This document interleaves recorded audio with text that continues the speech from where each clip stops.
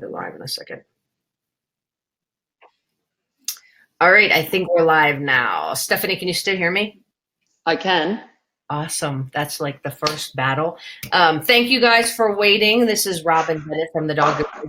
I know we're a little bit late. We were having some technical challenges right at the end. Hopefully everybody can hear me. So just if you guys could just let us know if you can see the screen. You should see a screen that says PAC and says raising the bar through certification. And if you can hear me, if you can just chat, put a little note in the chat box that says, yes, you can hear us now. I know there were a lot of people that were posting ahead of time saying they weren't hearing us, but that was because we weren't on. Okay, look, does look like people can hear us. So that's awesome.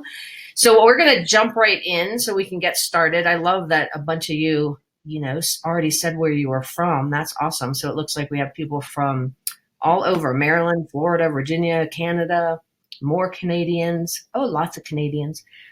South Carolina, more Maryland. So people from all over. So we appreciate you being here. I'm going to jump in right away and introduce you to Stephanie Shipley, and she is our presenter today. She's actually on the PAC board. She also owns her own facility up in Canada, and she also does some consulting for the pet care business as well. So she does a little bit of everything. And I'm going to just turn it over to Stephanie, and you can go ahead and get started. Thanks so much, Robin.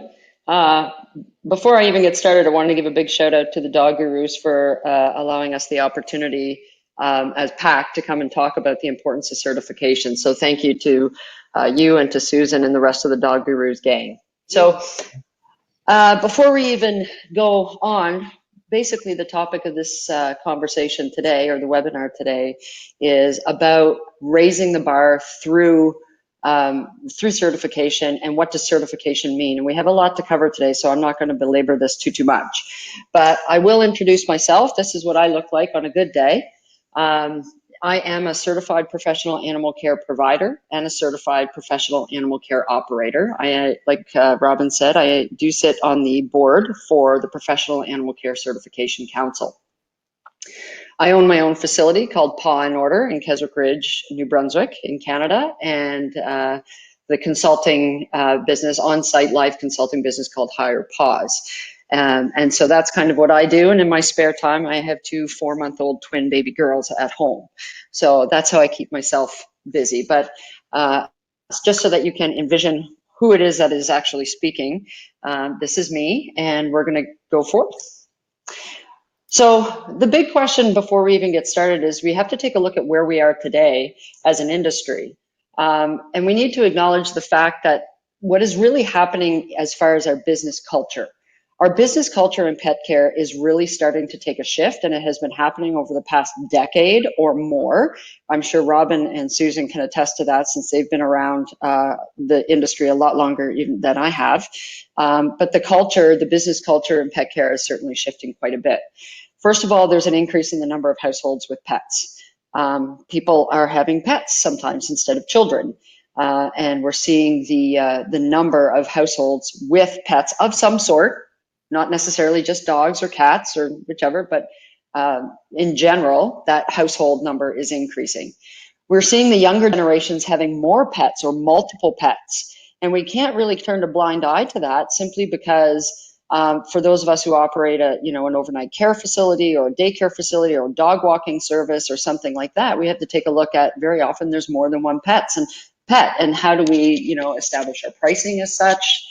How do we schedule different kennels for overnight stays, or how do we put them together, etc. So our younger generations are having multiple pets. And certainly there's an increase. Some of us might not be aware of this in the pet care industry, but some people out there are starting to experience an increase in disposable income. And people have a higher expectation of flexibility, service customization, and quality. Long gone are the days where the status quo is okay, where I drop my dog off or my cat off and you take care of them, and that's the end of the contract. People want to be able to book reservations when they want to book them. They want to be able to arrive when they want to arrive. They want to be able to pick and choose what they want for their pet to experience while they're at your facility. And they're not settling for a substandard quality. They also want easy access to this. So they want to be able to access your products, services, information on their schedule. And that could be 2 o'clock in the morning when they want to send through a reservation, or they want to be able to arrive at 8 p.m. or whichever. They want easy access to those services. They don't want it to be difficult, because somebody out there is somewhere is going to make it a lot easier for them. And there's, again, along with the kind of the general business culture shift, there is a shift in the perception of what is the family pet. Now, I remember kind of growing up, and we had Skipper the family dog at my grandparents' house, and Skipper was allowed in the kitchen, which was a big deal. He could come in from outside, but he was not allowed beyond the kitchen. And rarely are there days now in the households with pets, even multiple pets, where they're not, in our beds or on our couches or have run of the house or whichever. So the family pet is no longer, the dog or the cat that kind of goes outside and hangs out. They are a member of the family, and our clients are expecting them to be treated and cared for and loved as a member of our family. And make no mistake, the pet care industry is a multi-billion-dollar industry, and that's B. That's billion with a B. And we have a $75 billion industry. And as a result, annually in North America, as a result, we're having people who want a piece of that $75 billion pie, who may or may not be qualified to render, products and services in that area. And we're starting to see, I think Susan called it one time, fence putter-uppers. People who look at that $75 billion industry and say, I want a piece of that. Let me put up a fence and I'll take dogs and let's see what happens. And they want a piece of that. So, you guys are on this webinar today because you have a genuine interest, belong to the Dog Gurus, or are interested through, the PAC Facebook page or whichever. You have a genuine interest in protecting our industry and taking our industry as an actual profession, and heightening or raising that bar. And so how do we protect ourselves as business owners, as staff of a facility, as an independent contractor or service provider? How do we protect ourselves, and how do we protect the pet care industry from those people who are just looking to take a slice of that $75 billion pie? Well, the first thing we need to do is we need to raise the bar in pet care. We need to be better. We need to be better than the fence putter-uppers. We need to be better than the people who are just, putting a dog, somewhere for the night and collecting their $55 or whichever it is. So we need to have a better standard to protect the integrity of our industry. So how do we do that? How do we raise the bar in pet care? Well, the first thing that we need to do is we need to set ourselves as credible professionals and industry professionals. We need to set ourselves apart as those credible professionals, that we know what we're talking about, that we have passion, that we have understanding, and we've got knowledge and education behind us, and that we take our industry very seriously. We also, at the same time, need to become that pet parent's expert in pet care. Now, having said that, we are not veterinarians, or at least most of us on this call are not vets. And we never claim to be vets. We're not diagnosing illnesses or anything like that. But our pet parents want us to know and be their expert in providing care to their pet. How often should they have their nails done? What's best for my pet? Do they like to run? Do they like to play? How do I, they might have the runs a little bit after an active day. Well, have you ever seen that before? And working in this industry, we all know all too well that the pet parent is coming to us because we're very easily accessible. The pet parents are coming to us to say, hey, Stephanie, what do you think about this? Or have you ever seen this before? After, over a decade in the pet care industry, the odds are really good that I probably have seen a lot of it before. And if not, I know the connections to reach out to see if we can find a solution for the pet parent. So they want us to be their expert. We also have to make sure that we don't cheapen the industry, that we're not taking stabs at the industry to, I don't want to, when I talk about this, I'm not talking about, lowering your rates. I'm not talking about financial, but we're trying to make sure that we maintain the integrity of our industry and abide by a set of standards that holds us as true professionals. We want to keep the care in pet care. We are called pet care professionals for a reason. And those of us who started our businesses or work in a facility that truly takes pet care as a profession, we know that what our clients want above and beyond everything else is to know that we actually truly care about the pets that come to us. And I've always said for a very long time as a business owner in this industry, the hardest thing with this job is actually caring about the pet or caring for the pet. It's the easiest thing as far as feeding and watering and monitoring and playing, but it's the hardest thing, for example, when we actually lose one of our clients due to old age or illness or something like that. The reason why it's so difficult to actually care, an investment of the heart, is because you do make that investment. And when one of your furry clients crosses the Rainbow Bridge, for example, it is devastating to us because we genuinely care about those pets. We also need to find a way to legitimize the pet care industry. Again, stop the fence putter-uppers or the pie eaters from cheapening the industry, and we want to find a way to legitimize that and say, no, we are an actual industry. We are a profession. There are a lot of industries out there that are not grossing $75 billion annually. We are a legitimate industry, and we deserve to be recognized as such. We also protect ourselves and the industry by conducting our business with ethics in every single action and interaction with our clients, furry and what I call the bipeds, the humans, that we abide by a code of ethics that governs how we do our business to make sure that we're not overstating our services, to make sure we're not making promises that we're not delivering yet still charging for, etc. So we want to make sure that we have those code of ethics. And part of that code of ethics, of course, is to place the well-being of the pet or pets that are in our care as the most important priority above and beyond every single other consideration of our business, whether it's financial or anything else. The well-being of the pets that come into our facilities or we provide a service to is the single most important priority.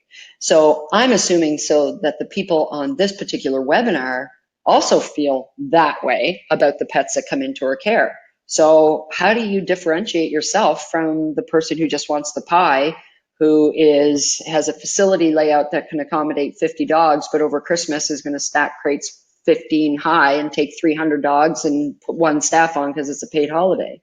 How do we stand apart from that? And then the other thing that we need to do to protect ourselves is not settle. We don't want to settle for the status quo. We don't want to settle for, well, that's the way it's always been done in pet care, and there's nothing wrong with that. And we have a vision as true industry professionals that we're not going to settle for that status quo. We are going to take this very seriously and make a difference in our community. So in saying that, we take a look at the other industries around, and they do offer a level of independent certification.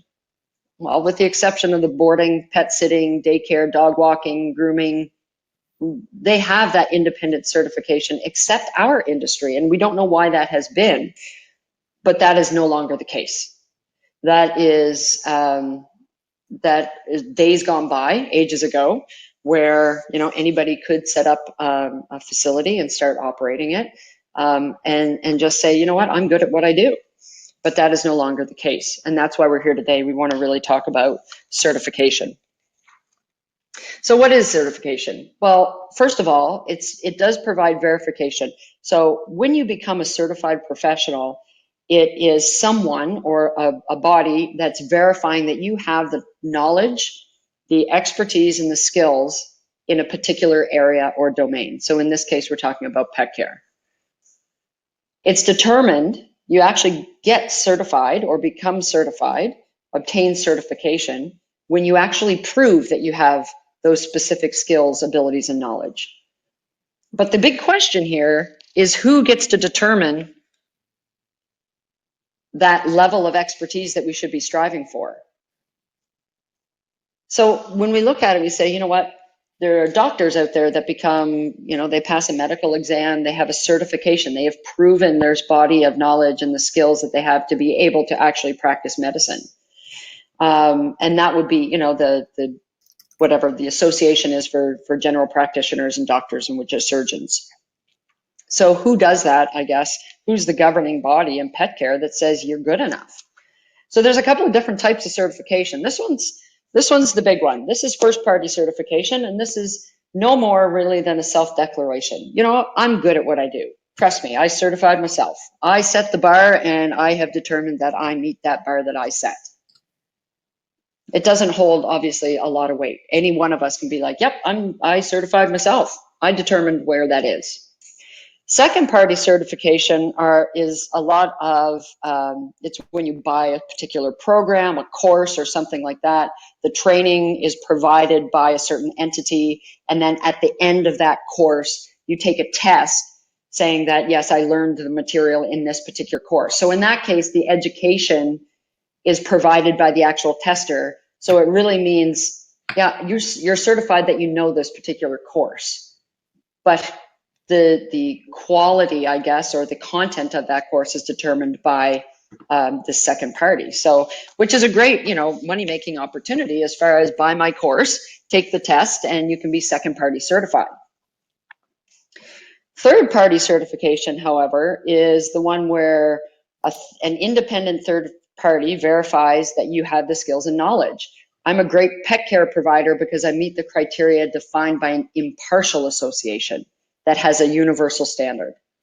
So this person or the third party has had no influence on the content of what I'm learning. They have no influence on, I didn't have to buy their course and then take a test at the end. They just want to make sure that I have this universal standard and that they are impartial. They are not the educator.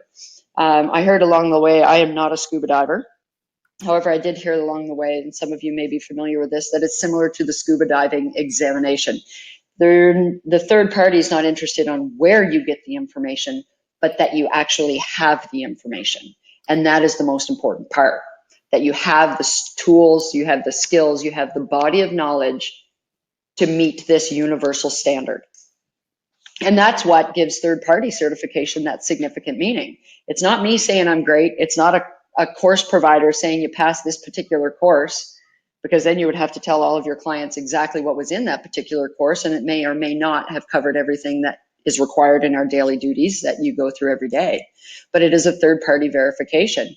And the reason why it has significant meaning is because there's no conflict of interest, because the certification body is not the educator. So a lot of, in going through this, if you are a facility owner out there, you've heard this a lot. Well, you have a license. I thought you were certified. And that is not necessarily the case, as we know. Licensing, there's a difference between licensing, and the general public out there thinks that if you have a license, then you're good at what you do. You must be, because every other industry seems to have this, overseeing body.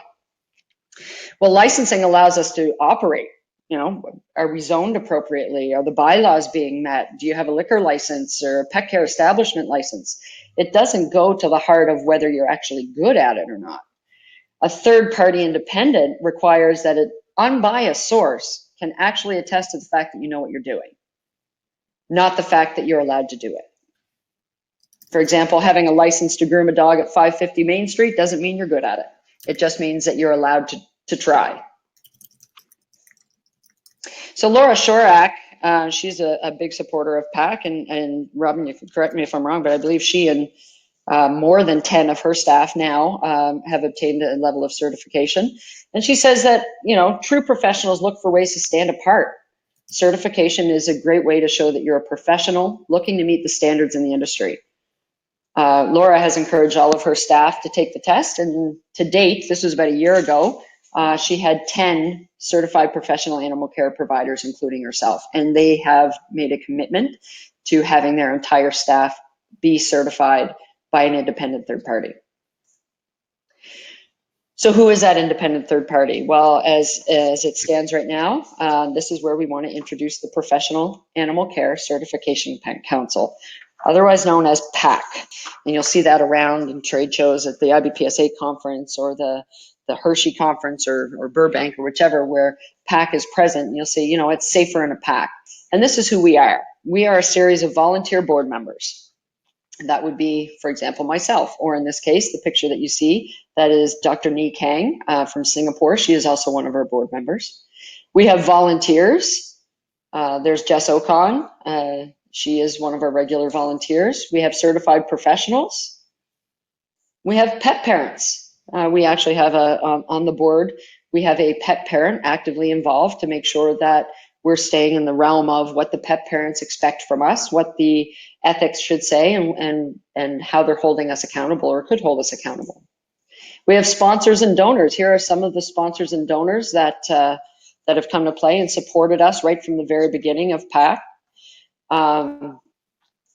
The IBPSA and the Dog Gurus are gold sponsors for the Professional Animal Care Certification Council, and we're very thankful for them. Pet Tech is our platinum sponsor, and the kind folks at Ginger are actually our diamond sponsor, and we're very thankful for the ongoing support and contributions that they offer. So what are we?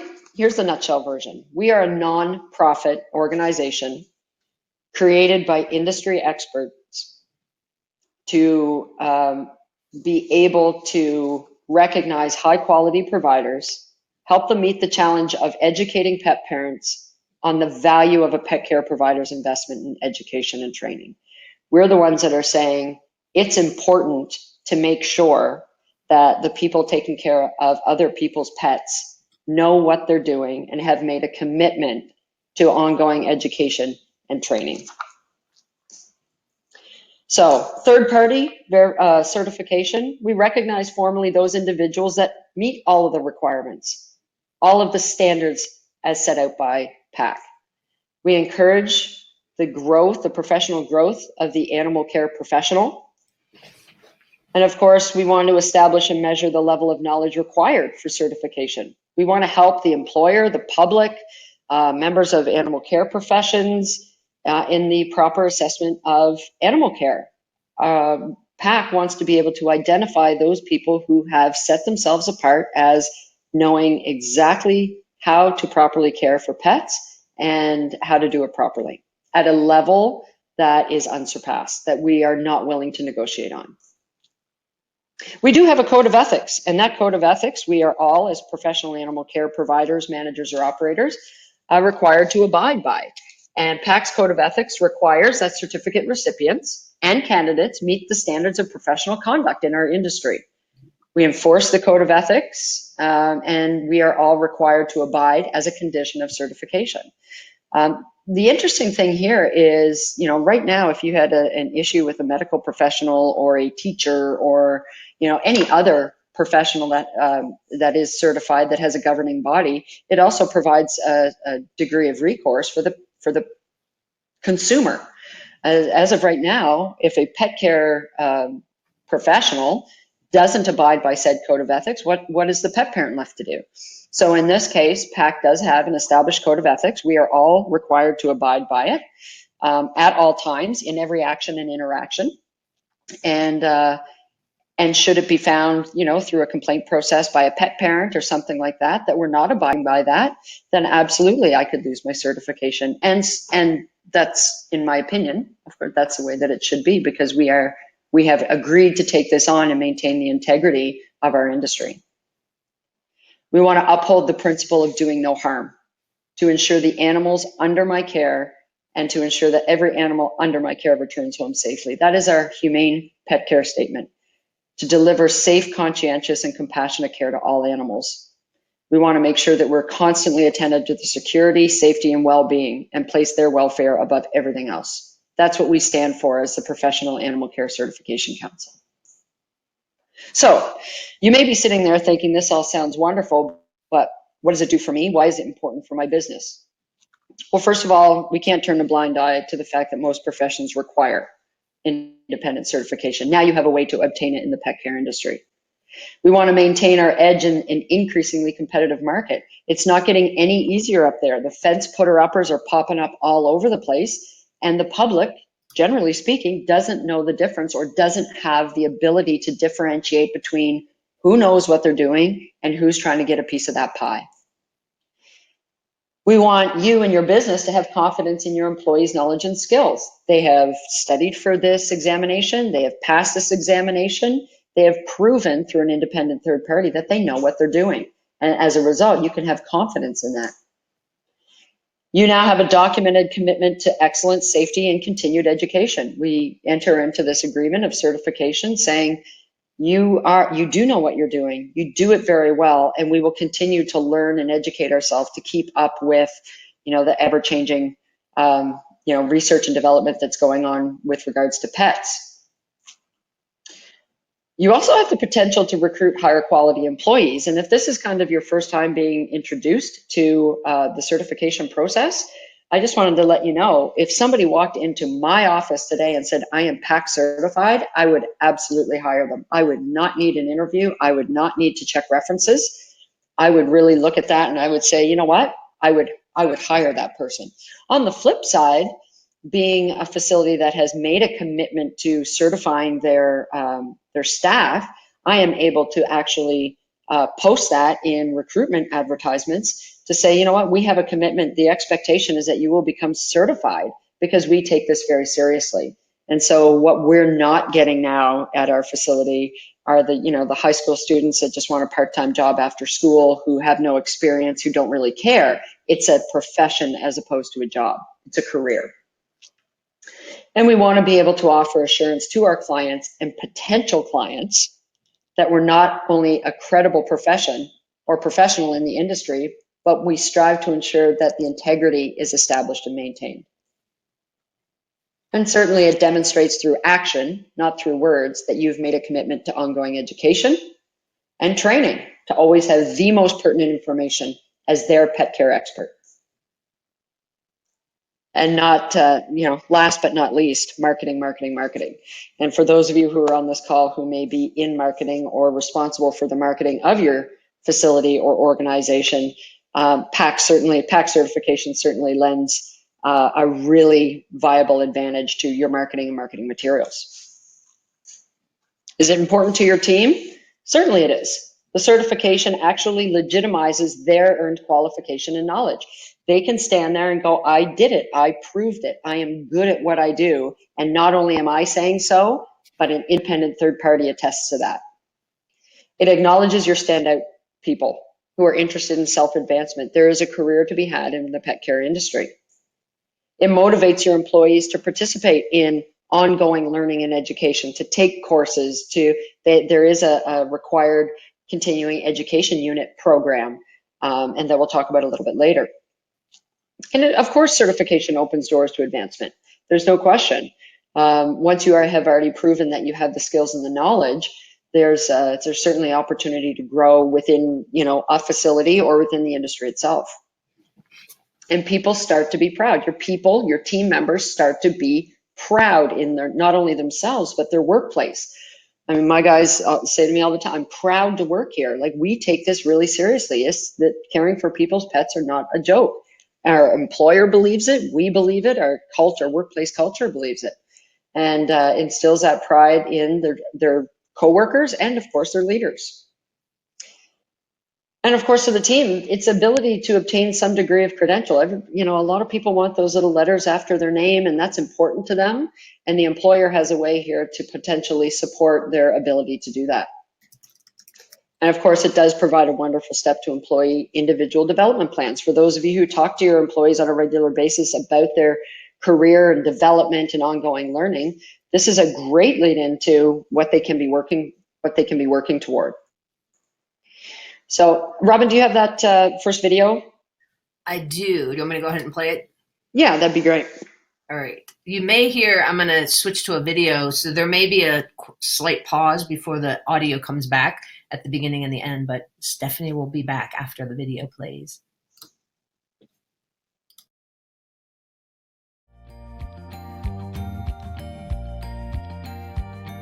When you drop your kids at school, you can rest easy because you trust that the teacher has been certified to teach. When you visit the doctor, you trust that the doctor has been certified to practice medicine. But what about the people who look after your pets? It may surprise you to learn that most pet care providers have not been certified. If your pet care provider isn't certified, how do you know they're giving your pet the best possible care? You don't. The Professional Animal Care Certification Council is here to change that. PAC is an international not-for-profit organization dedicated to the independent testing and certification of pet care providers. If your pet care providers are certified by PAC, you can trust that they have the expertise needed to properly care for your pet. We love our pets. So if having the best possible care for your pet is important to you, ask your pet care provider to get certified. Good boy. PAC, Professional Animal Care Certification Council. Certification pet parents can trust. All right, you should be back, Stephanie, if you want to switch back to your video, your presentation. Do you have it there, Robin? Yep. Perfect. So then we have to come across why should PAC be important to pet parents when we're talking about this. And because there's virtually no standard regulations or education, knowledge to open a pet care service, it should be important to pet parents that somebody has actually proven that. I'm aware of facilities out there where somebody hasn't even owned a dog in their life, but they are taking it, they're opening a doggy daycare.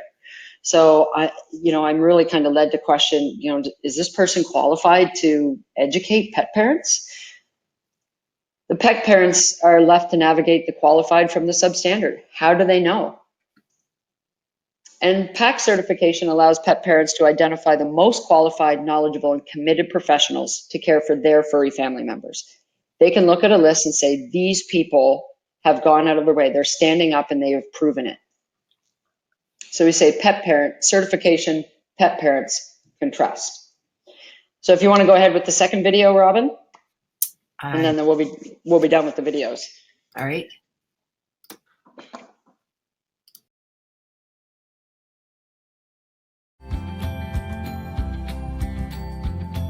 As a professional pet care provider, you assume you are good at what you do. But how can you prove to prospective clients that you have the training and skills to provide exceptional care for their pets? The Professional Animal Care Certification Council is here to change that. Independent certification is becoming essential in the pet care industry, and PAC is the not-for-profit organization that offers 3 different levels of certification. Whether you're a provider who spends most of your time hands-on with the pets, a manager, or an operator, there's an exam specially designed for you. PAC certification is how you can set yourself apart as a credible professional in the world of pet care. Validate your knowledge and expertise with certification today. The Professional Animal Care Certification Council. All right, you can switch back. And I know we had a couple questions about getting those videos. Those videos are available on YouTube if you want to share them on your websites or social medias. I'll put the links in the chat box in a second. Perfect, wonderful. They're also, I think, available on the PAC website. So, but let's give people the links because it is important. It's an important message.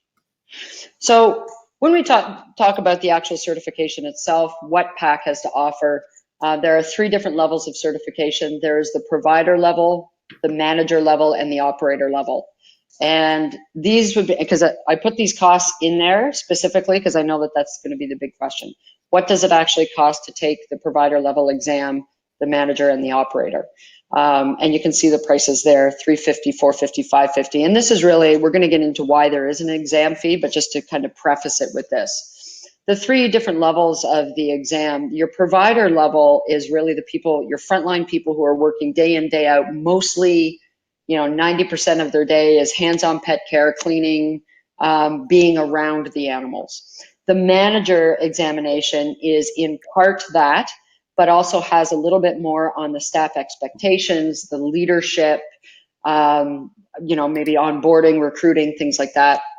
And then the operator has a little bit of the provider exam, a little bit of the manager exam, and also a little bit more of the business element of it, maybe financial performance, et cetera. Business savvy. Are you business savvy? Marketing, financial performance. So, and you know what? Why is there a fee? Well, backing up that one slide just for a second, what I do know, for those of you who are on this call today, what I do know is that these are the set fees for 2019. I do know that those fees will be increasing. To what degree, how much, I'm not 100% sure in 2020. So if you are sitting on the fence and you're not sure whether you want to do the fall exam this November or the one in the spring next February, March, you might want to save a little bit of money and take the November exam. So why is there a fee? Well, very little of that ever makes its way back to the animal, back to us here at PAC. The biggest portion goes to PTC, which is a professional testing corporation who administers that exam internationally. The second portion of those funds goes to the testing centers to pay the people at those testing centers. This is not a test that you take at home on your home computer or your office computer. You actually book it at a testing site. There are thousands of them.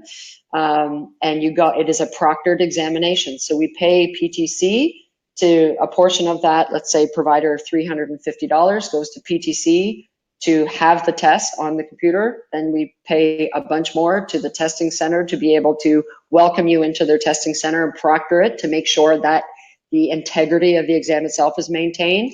And the very little that's left over comes back to PAC for administrative costs and marketing costs. And to be able to carry forth our mission and educate pet parents and pet care facilities and pet care providers about the importance of certification. So where do the questions come from? You know what? Here it is, plain and simple.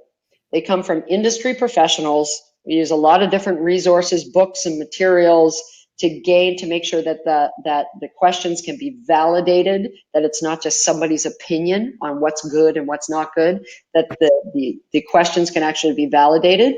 And then those questions go to the exam committee, who's made up by professionals in the industry who sit on the board or are some of our volunteers, to make sure that we go through those questions and say, yep, that's a great question, but is it important?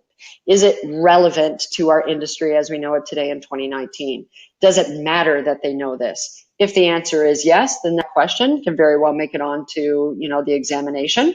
It may be a great question and is in this resource and is supported. We hear it all the time, but do we really care if the professionals know the answer to that question? So it is, very common resources, available resources, and then we make sure that it is actually relevant for what we do every single day. Who pays the exam fee? Well, this one is subject to interpretation, really, to be honest with you. PAC certification is certification for an individual, not a facility. So I, Stephanie Shipley, have my provider certification and my operator certification. My facility, Paw and Order, is not certified. Now, I am certified. Henna, our trainer, is certified. Jake is certified. Jamie, who is also on this call today, Jamie Engerdahl, she is certified.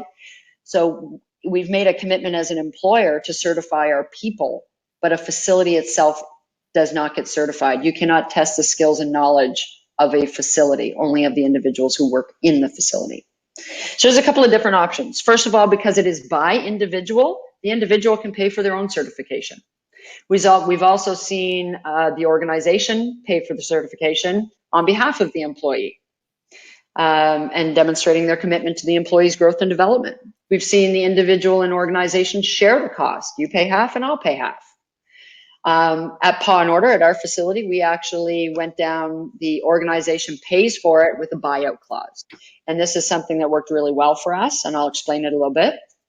Basically, Paw and Order paid for the initial cost of the certification on the condition that it was a passing grade. If they did not obtain a passing grade, then they would have to reimburse the organization that fee.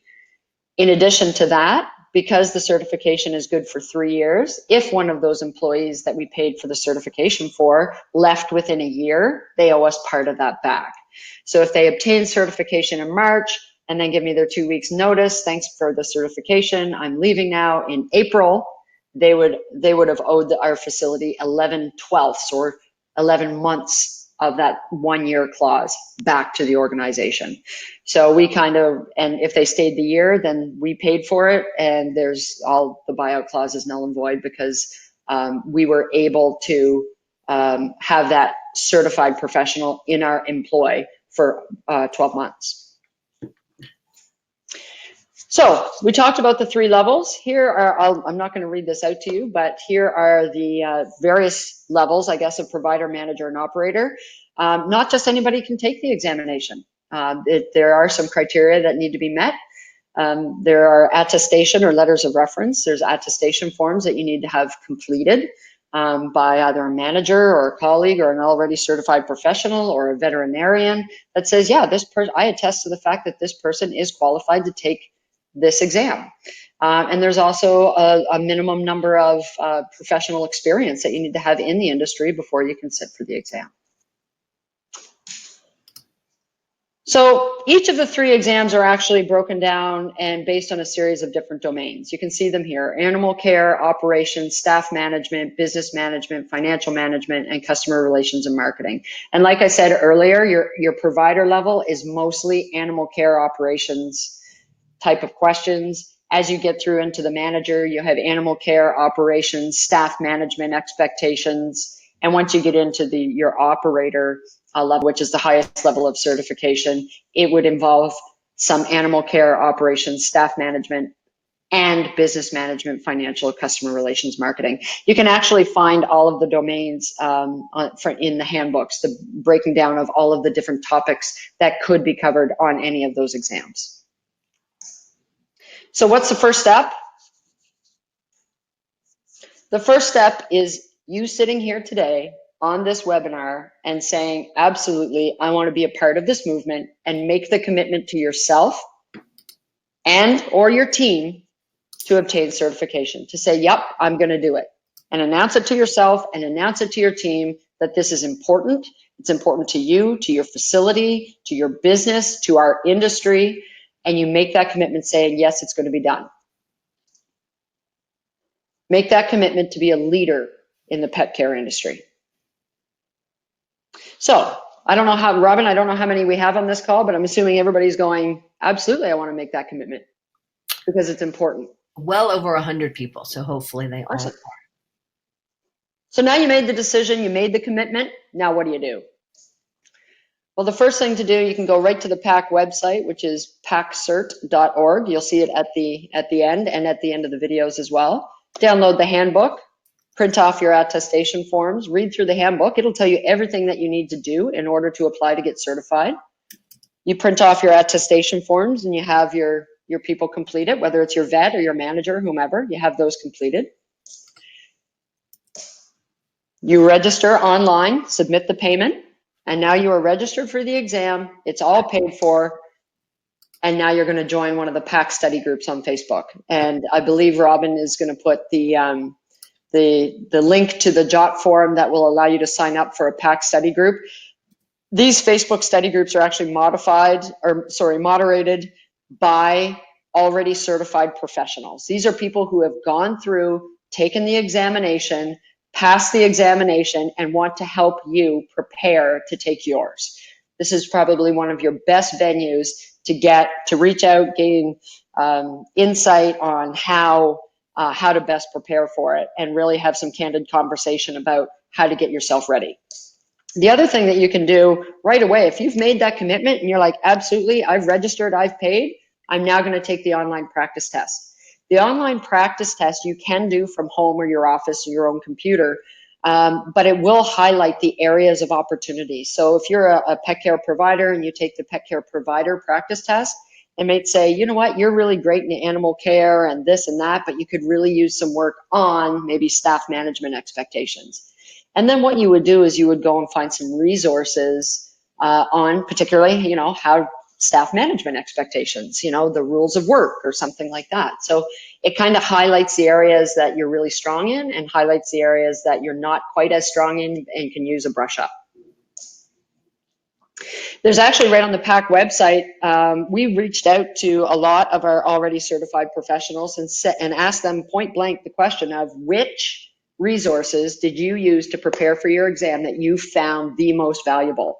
And then we went on, searched for those on Amazon and put links to those recommended materials right on the PAC website. And you can buy them right off of the PAC website through Amazon. And in doing so, actually, a portion of that comes back to PAC to help us further our message as far as making sure that we get out in front of people to explain the importance of certification. So those are already, that kind of shopping is already done for you. All you have to do is use the link. And because this is independent third-party certification, we can't tell you what to study. We can't train you. We can't be the educator. because it is independent third party. We just want to know that you know how to do this properly and well.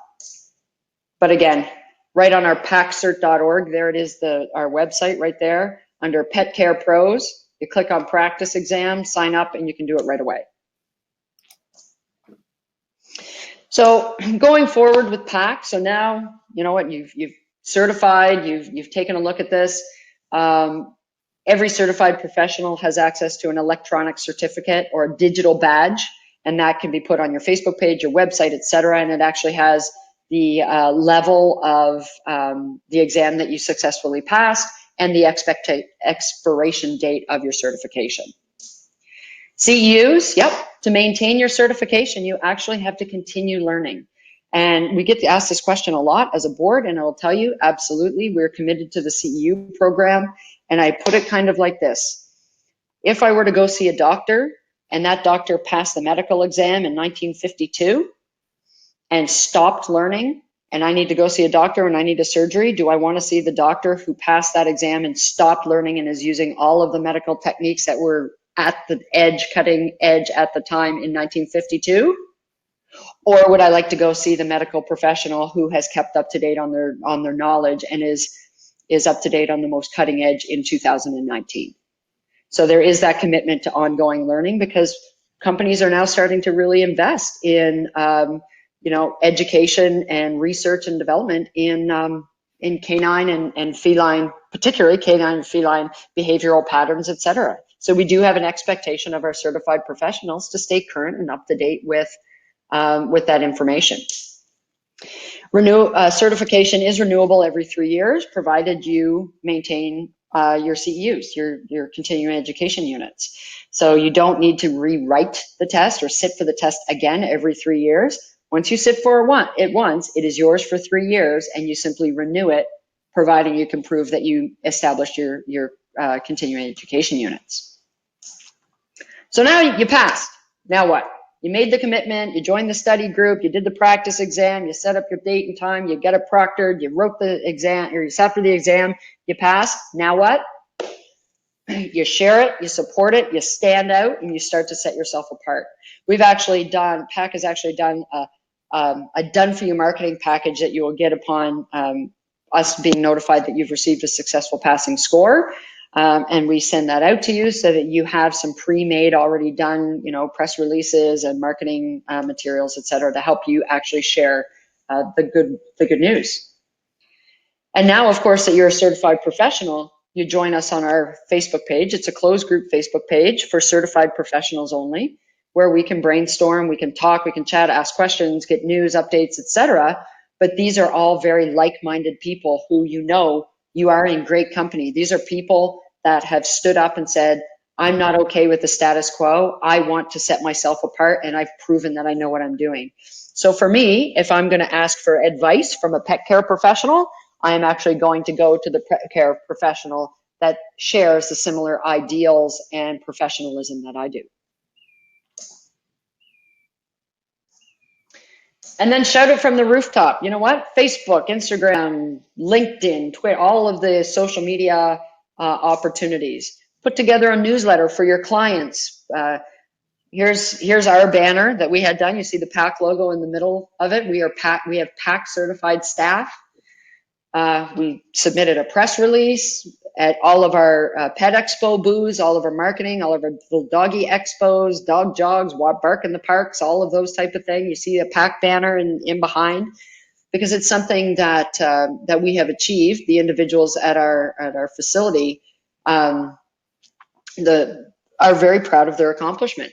And of course, you know what? You can put it on a sandwich board, you can put it on a sign, you can put it wherever you can plaster it. You shout it from the rooftop, because it is an accomplishment to be extremely, extremely proud of. So what else beyond that? Well, first of all, you can join a PAC committee. We on the board, we love to have volunteers join our marketing committee, our continuing education unit committee, our item writing, which is writing some of the test questions. That's always on the go. So we would love to have people express an interest in joining one of our committees. We meet once or twice a month. via teleconferencing just to talk about what direction PAC is going and what needs to get done. We are a board of volunteers and a committee of volunteers. You can mentor others who are looking to be certified. We want to put people who are looking to be certified in touch with people who have already done it successfully. You can spread the word about the benefits of PAC. These are the PSAs. You can share those, talk about it with your clients, your clientele, potential clients. You can actually annually, we do accept applications to become one of the PAC board members. We're actually bringing a couple of new PAC board members on later on this year, and we're very excited to have them join our board with some fresh eyes and ears and ideas. And yes, become a PAC volunteer. Sometimes it might be at the conferences, standing at the PAC booth, helping people understand what we are and what we're about and what we stand for. So the question, I guess, is, I said now, act now, don't put it off. First of all, we know that the fees are very, very likely to increase in 2020, so why would you put it off? But a lot of you may get off this webinar and say, I'll think about it. And then I would ask, why? What is it that you're waiting for? What is stopping? If you haven't made that commitment right now to say, this is something I'm going to do, I'm going to go out of my office right now, I'm going to tell my staff about it, I'm going to do it.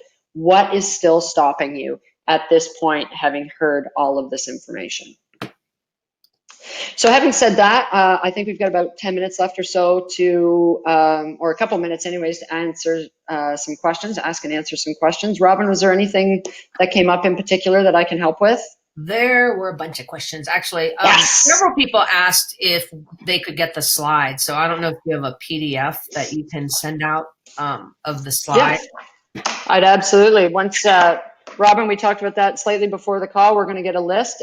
PAC will be happy to send out all the slides for anybody registered for this webinar. Okay. So, and I'll send you that list afterwards. So all of those, we had several questions about that.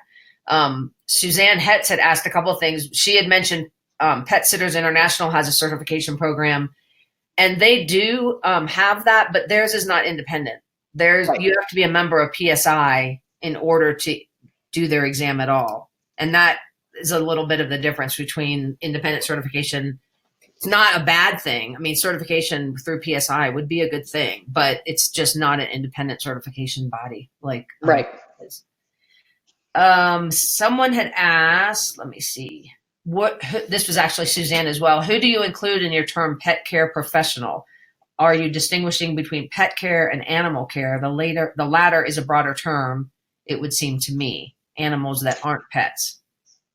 You know what? When we talk about pet care provider, we are talking about those people that are hands-on with, dogs, cats, rabbits, birds. People usually centered mostly around dog walking, kennel, doggy daycare, even groomers. So whether you say pet care or animal care, we're really not going down the animal yes, it is very broad. And we want to make sure that we're talking about domesticated pets as opposed to livestock, et cetera. Yeah. Okay. A couple people had asked about a study guide. If you have a specific handout or study guide, or is it just the study groups? It's, you know what, when you download the handbook, there is, and on the PAC website, there is a resource guide. And I will tell you this, that resource guide scares the heck out of just about everybody that looks at it, because one question from the exam could be taken from that one book. But we have to, as an independent third party, list that book as a potential resource.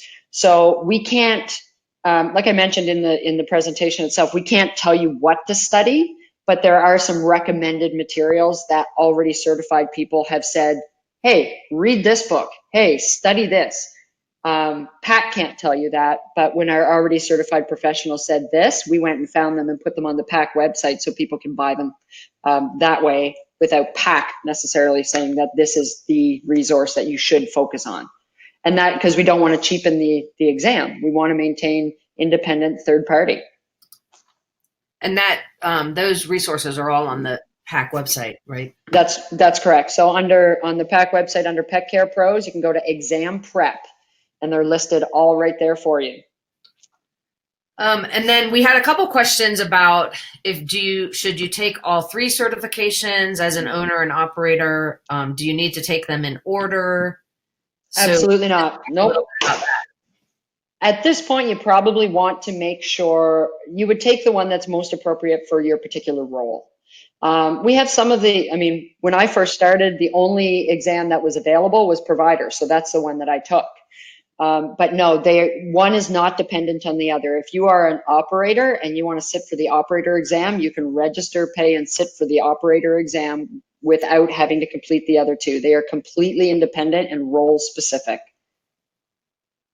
And do you know, I was actually looking, but I ran out of time before you ended. But do you know the cost to renew? I know you said you can do CEUs to renew. Is there a cost? Yep. I think I just did mine because my provider was going to expire this December. So I renewed my provider level certification. I think it was $200 to renew. Okay. And again, a lot of that is those fees are made increase depending on what the Professional Testing Corporation decides to do with their fees. We're kind of we're kind of that middle person. Right. So right now, I do believe it's in the $200 range. You submit your CEU tracking. Here are the courses that I took, as long as they've been approved by PAC. Also on the website, I can take, a lot of them are free webinars, for example, so that there's no cost attached to to gaining those CEUs. You submit them on a tracking form with your payment, and your renewal is good for another 3 years, your certification. And somebody asked, how much is the practice exam? I do believe it is $95 US. Okay. Let's see. I feel like I'm on a game show, Robin. I know, exactly. There's a lot of questions, so I'm scrolling through all of them I marked. And if I missed anybody, like, type your question in again, because I feel like I'm getting through most of them. I don't know if you have somebody had asked what's the pass rate. Do you have that data handy? That you may not have that. I don't know. Oh, I have it in my head. So is this person looking for how many people have taken the exam and passed it, or what's the passing score? I think how many people have taken it and passed it. Not everybody, but a good portion of them. And that exam, the content and the questions labeled on those exams change regularly. Okay. So it's not one of those, here is the exam, it's going to stay the exact same, 125 questions for the next 10 years. Those questions get shifted up quite a bit to make sure, to do everything we can to maintain the integrity and the validity of that exam.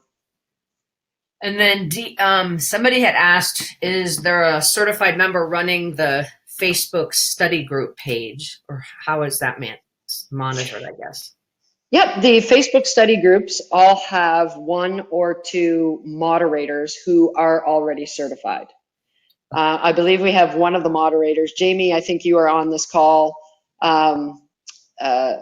She is one of the moderators for the provider level. And then the person who is moderating, Peg Banks up in Alaska, I believe, is moderating the manager level. She has successfully passed the PAC manager level 1. So it's people who have gone through the process already, who are willing to reach out and help you and answer your questions and get ready to sit for this exam. Awesome. And then I think I can talk about this if you can't, but I'll throw it to you. But somebody had asked to compare the CPDT, which is the trainer's independent certification, to the PAC process. Well, Robin, you'd probably be better off to do that since you're CPDT KA. Yeah. No, I am a CPDT KA. They are very similar processes. In fact, the body that actually does the testing, what's the organization that you guys use, Stephanie, that you have to submit everything to? Oh, the CKC? No, CCBD. The one that you guys use to actually do all the testing.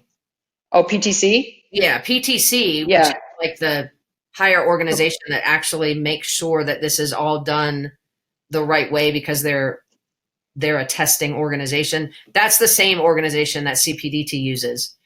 So the process of what independent certification means is identical. They both have a body of knowledge. They're both independent. They both require a certain number of hours before you can sit for the exam. So that kind of thing. So it's very similar. There's just obviously different bodies of knowledge you're required to have. And that goes to Stacy. Somebody else asked, should my trainers get the CPACP? And I would say yes. If your trainers are providers at your pet care facility, then I would recommend they have both certifications. They should have a provider certification that shows they understand how to take care of the animals at your pet care facility. If they're doing training as well, the CPDT certification is going to certify them as trainers, which is a completely different set of knowledge. So absolutely, Robin, because when we're looking at our provider exam, some of the stuff that's on there is or I guess that's on there in the realm of domain is, do you know how to recognize heat stroke? And what do you do for that? Like, what are the signs of bloat? Or, and those are not necessarily topics that would be covered under training. Right, exactly. And then a couple more questions and then we'll let everybody go. We've gone over a little bit, but I know we started a little bit late too. So there's a balance there. Suzanne asked or said our facility is specific to dogs and will not require when we don't have any other pet or animal knowledge. Does the course cover all possible pets?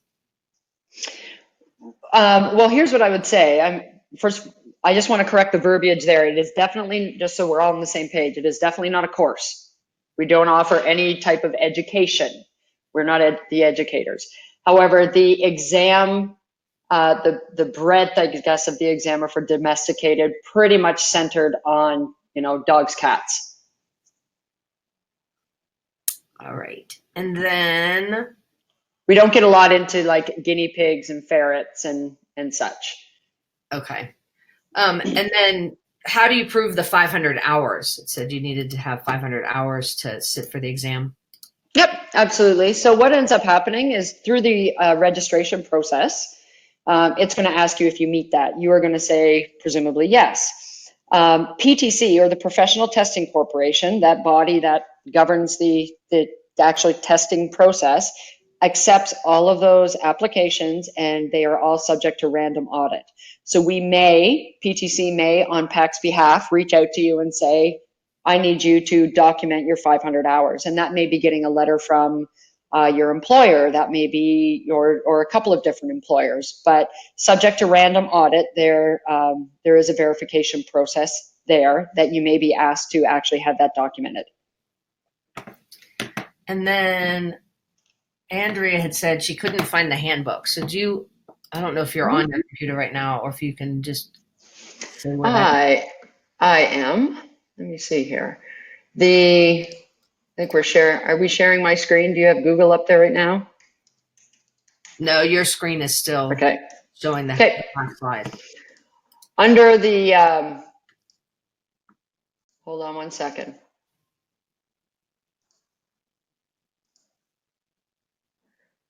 Let me see. On the PAC website, if you go to Pet Care Pros and exam registration and scroll down, there is access the handbooks, which is step 1. You would just click on access the handbooks and it will take you, and once you've decided which level you want to do, there's a different handbook for each. So you can download the PAC certified animal care provider, manager, or operator. Awesome. Okay. All right. Last question, and then I'll let everyone go. If we didn't get to your question, or if you weren't typing fast enough, or if I skipped your question, I apologize. There was like a whole lot of comments there I was trying to sort through. I'm sure that you can email PAC, and Stephanie or one of the PAC volunteers will be happy to get back to you. But the one last question was, how do we find where the tests are being given and exam dates and stuff? So if you want to just mention that briefly. 100%. We are, again, I'm going to point you right back to that PAC CERT website, because step 1 is to download the handbook. We just went through that. Step 2 is actually find a location of a testing site near you. And you would actually just click on that, put in your zip code or your postal code, and it will bring up all of the testing centers that are near you. I have yet to find a location where we haven't had a testing site. So there are thousands of them across Canada and the US and around the world. So I don't think that that's going to be a problem, but we did put that as step 2, just to make sure before you get your hopes up, make sure there is what's called PSI, which is the sites that you would actually go to test at. You would go to their website. That link would take you to their website, and you can find a testing site near you. And it'll actually list, this one's 1.3 miles from you, this one's 2 miles, this one's 10 miles, and you can pick from a variety of different sites. Awesome. Well, was there a second part to that question? The next Robin? exam date, which I just looked at, is November 9th through 23rd. That's right. Exam date. Which means I do believe that the deadline to register for that is right after the IBPSA conference. So it's the end of the first week of October. Yeah, so October 11th. You have to register by October 11th. Yeah. If you are planning on doing that and need some help, if you bring your completed attestation forms to the IBPSA conference, one of our board members will help you complete the online registration. But we can't do that without copies of your completed attestation forms. But we would be more than happy to help, and we will have a computer right there to get you all registered. Awesome. Well, this has been great, Stephanie. I appreciate you taking the time, and for everybody that's jumped on the call here for the last hour or so, I appreciate your time. And please reach out to PAC if you have any other questions or comments. And we love seeing them help to raise the bar of safety in this industry. So I appreciate everyone being here today. Thank you so much, Robin, for allowing PAC the opportunity to speak to your audience today. I really appreciate it. We do have just a regular PAC Facebook page. You want to know what's going on, see the newsletters, all of that kind of stuff. Join the Facebook page, and I hope to see you at some of the conferences and live events. Everybody, please don't be shy. Stop by and introduce yourself. We would love to have the chance to chat. All right. Thanks. Have a great rest of the day, everyone.